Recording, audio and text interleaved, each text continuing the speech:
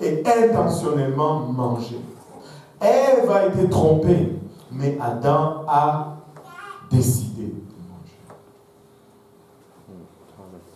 Ève a été séduite, mais Adam a fait une décision. Et c'est sa décision qui a provoqué la chute de l'humanité. Qu'est-ce que nous pouvons tirer comme leçon là-dedans? Les péchés que nous commettons, qui sont nés de tromperie, ne va pas vraiment frapper ou affecter profondément notre relation avec Dieu. Ces péchés sont souvent facilement avoués et on s'en répand facilement et ils sont mis de côté. Mais les péchés que nous commettons de notre propre volonté, comme une décision consciente et un plan d'action, sont destructeurs et meurtriers vis-à-vis de notre relation avec Dieu. Lorsque Adam et Ève sont tous deux entrés dans un état de mort, toute chose sous leur domaine a aussi connu la mort. Les animaux ont commencé à mourir. Les plantes ont commencé à mourir parce que toutes ces choses-là étaient leur domaine, étaient sous leur domination.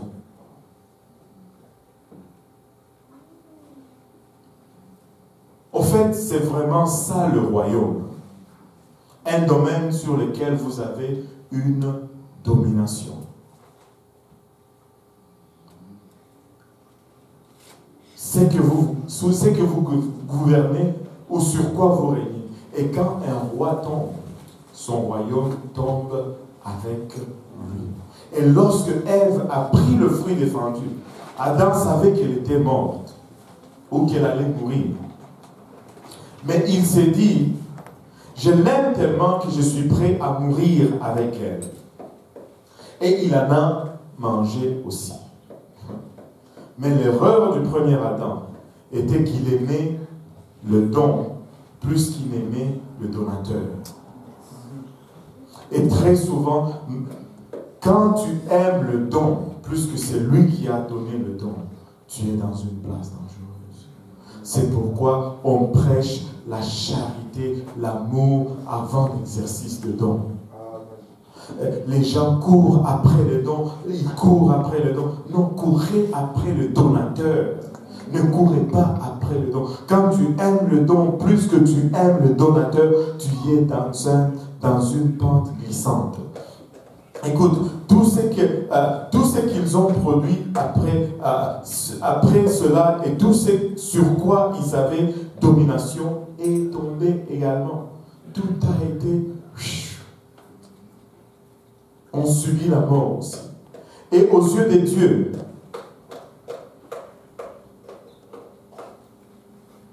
il n'y a seulement que 2 hommes qui ont été créés. Dieu n'a vraiment créé que 2 hommes. Le premier Adam et le second Adam. Et tout le reste sont nés de l'un ou de l'autre.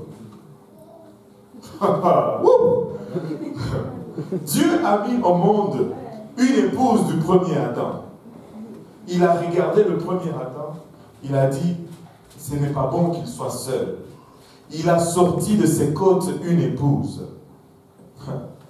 Mais Dieu a fait sortir une épouse également du second Adam et de la même place de ses côtes.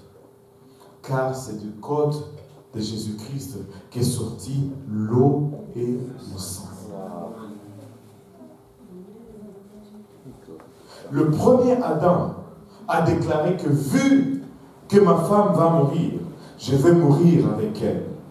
Mais le second Adam dit ceci, vu que ma femme est déjà morte, je vais mourir pour elle. Il est devenu un sacrifice expiatoire. Christ nous aime. Christ t'aime. Et il est mort pour toi et non avec toi. Vraiment, il est devenu un sacrifice expiatoire. Et le péché n'est pas un comportement normal pour un croyant. Le péché ne doit jamais être une routine pour le croyant.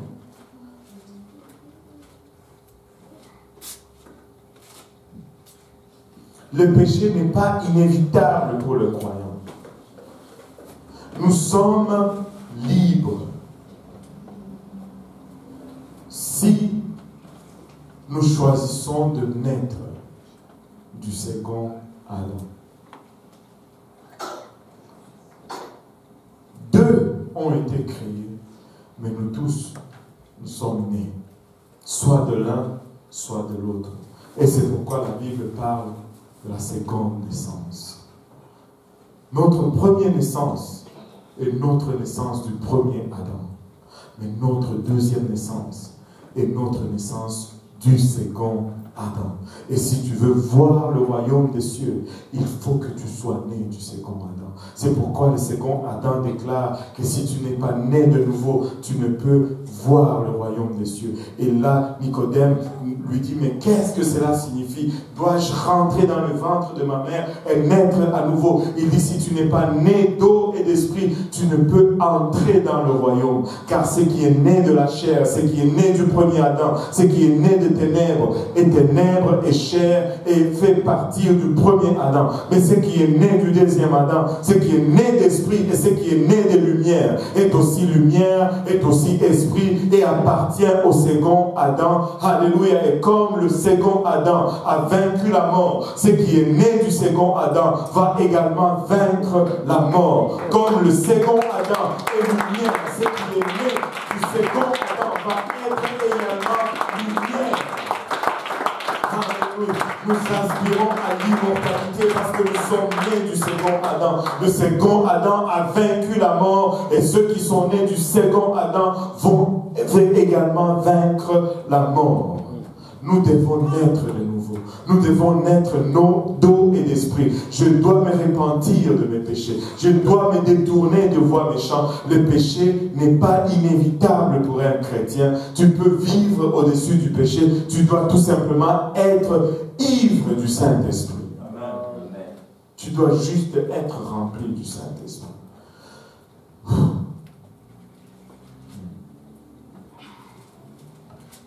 Dieu a tant aimé le monde. Dieu nous aime tellement. Vous savez,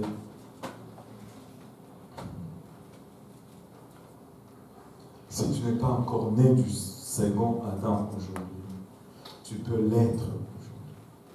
Et tu peux devenir un enfant de lumière. Et tu peux être capable d'éviter le péché aujourd'hui. En nous levant tous ensemble.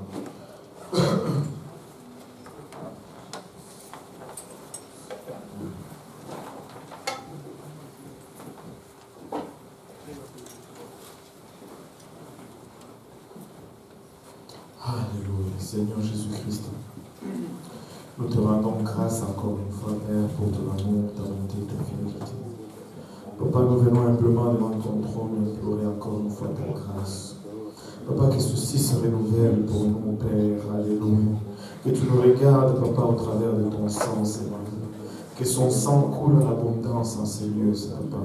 Que ce sang, Papa, nous inonde, que ce sang nous lave de toute souillure de la chair, de l'âme et de l'esprit, Papa. Viens, Père, nous te prions, Papa, Inabachata. Ravive-nous, ô Éternel, et permets, Papa, Inabachata. Que nous soyons, Papa, réellement nés, Papa, de nouveau en